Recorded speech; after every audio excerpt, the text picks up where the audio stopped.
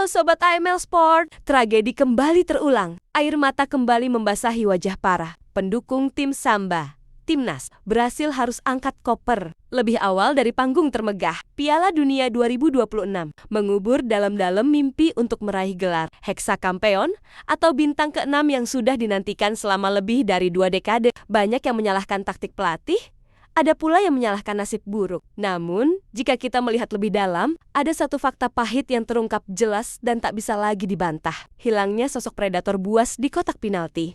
Sebuah pertanyaan besar pun muncul. Mengapa negara yang dulunya dikenal sebagai pabrik penghasil striker legendaris seperti Ronaldo Nazario, Romario, hingga sang Kaisar Adriano kini seolah kehabisan peluru? Apa yang salah dengan sistem sepak bola mereka saat ini? Di video kali ini, kita akan membedah tuntas krisis striker nomor 9 di skuad Selekau. Mulai dari masalah mentalitas yang kian rapuh, evolusi taktik lawan yang sukses mematikan pergerakan winger, lincah macam Vinicius Junior dan Raphinha, hingga matinya roh Jogo Bonito akibat sistem akademi yang terlalu Eropa-sentris. Apakah obsesi pada taktik False Nine justru mengkhianati DNA sepak bola indah tim Samba? Duduk yang manis, siapkan kopi kalian, dan tonton sampai habis untuk melihat analisis lengkapnya hanya di AML Sport.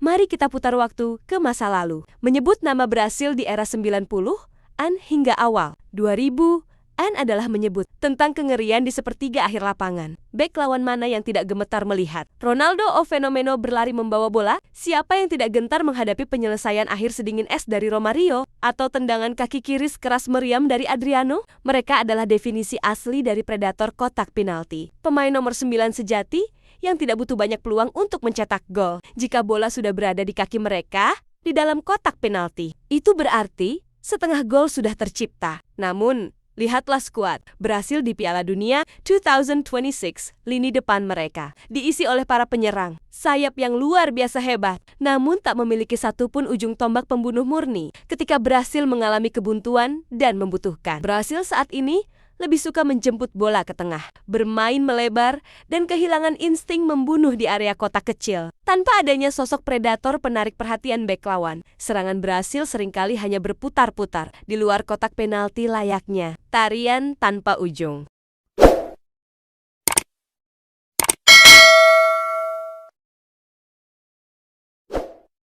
Lalu, bagaimana dengan deretan winger kelas dunia yang mereka miliki? Brasil memang tidak pernah kehabisan sayap-sayap lincah. Nama-nama seperti Vinicius Jr., Rodrigo, hingga Raphinha adalah bintang di klub-klub raksasa Eropa.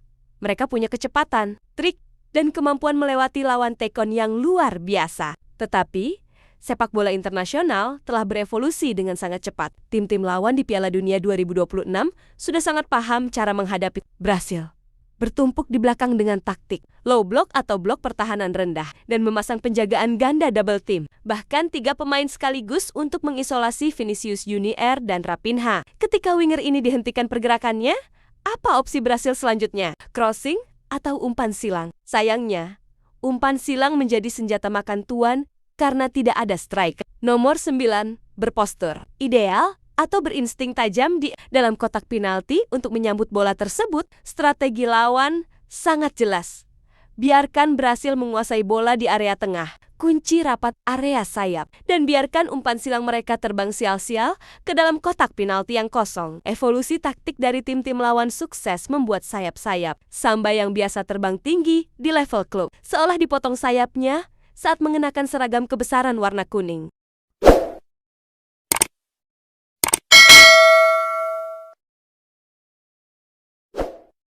Sobat AML Sport, disinilah akar permasalahannya dimulai. Mengapa Brasil berhenti memproduksi striker murni? Jawabannya ada pada sistem akademi mereka yang kini terkena sindrom Eropa-sentris. Selama dekade terakhir, akademi sepak bola di Brasil telah berubah menjadi pabrik yang menduplikasi kurikulum sepak bola Eropa.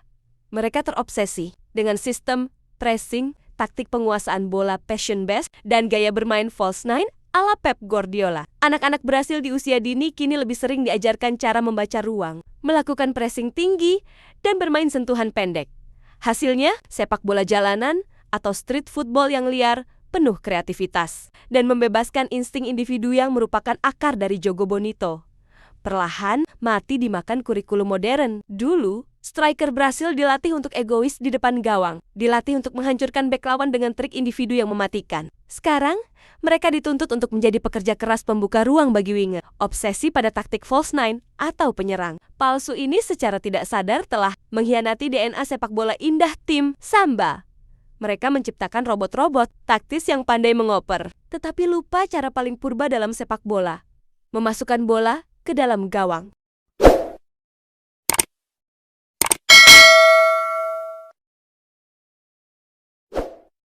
Faktor terakhir yang tidak kalah krusial dalam tragedi Piala Dunia 2026. Ini adalah masalah mentalitas. Jersey kuning kebesaran. Brasil adalah salah satu seragam paling berat di dunia olahraga. Tekanan dari jutaan rakyat yang menjadikan sepak bola sebagai agama kedua adalah beban psikologis yang sangat masif. Sayangnya, generasi saat ini tampaknya kehilangan figur pemimpin yang berkarisma dan bermental baja di atas lapangan. Di masa lalu, ketika Brasil sedang tertinggal, ada sosok kapten seperti Dunga atau Cafu yang akan meneriaki rekan-rekannya, atau sosok Ronaldo yang menanggung beban dengan senyuman. Di Piala Dunia 2026, ketika taktik tidak berjalan dan tekanan semakin memuncak, kita sering melihat para pemain Brasil mudah frustrasi. Kerapuhan mental ini membuat mereka kesulitan bangkit saat tertinggal. Kekuatan mental yang dulunya menjadi pembeda antara juara dan pecundang, kini tampak pudar, menyisakan keraguan di mata para pahlawan lapangan hijau.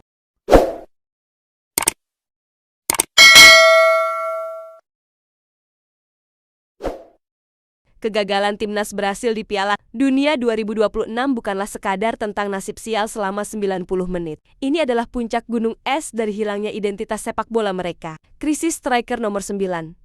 Taktik lawan yang sukses mematikan winger andalan. Sistem akademi yang mematikan Jogo Bonito demi meniru Eropa. Dan mentalitas yang rentan. Semuanya merangkum tragedi kesekian kalinya bagi sang raja dunia, hingga Brasil bisa kembali menemukan akar sepak bola mereka dan melahirkan kembali predator sejati di kotak penalti. Mimpi meraih bintang ke-6 tampaknya masih akan sekadar menjadi mimpi. Bagaimana menurut kalian Sobat AML Sport? Siapakah striker Brasil saat ini yang menurut kalian paling layak memakai nomor punggung 9?